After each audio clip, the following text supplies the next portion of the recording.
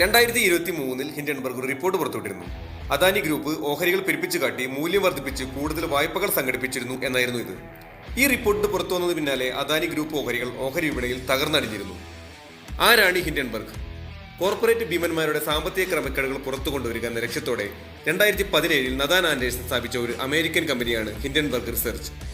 വാൾ സ്ട്രീറ്റിലെ ഏറ്റവും അപകടകാരി എന്നാണ് Wall Street journal Nathan ആൻഡേഴ്സനെ വിശേഷിപ്പിച്ചിട്ടുള്ളത്. കഴിഞ്ഞ വർഷങ്ങളിൽ 17 വൻകിട കമ്പനികളുടെ പിന്നാമ്പുറ കഥകൾ ഹിൻഡൻബർഗ് പുറത്തു കൊണ്ടുവന്നിട്ടുണ്ട്.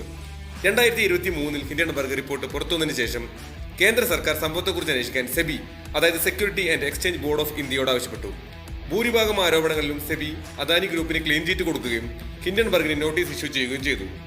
എന്നാൽ ഇന്ന് പുറത്തുവന്ന ഹിൻഡൻബർഗ് റിപ്പോർട്ടിൽ സെബി ചെയർമാൻ മാധവി ബുച്ചിനും ഭർത്താവിനും അദാനി ഗ്രൂപ്പിലേക്ക് എത്തിയ ഷെൽ കമ്പനികളിൽ നിക്ഷേപമെന്ന ഗുരുതരമായ ആരോപണമാണ് പുറത്തു വന്നിട്ടുള്ളത്.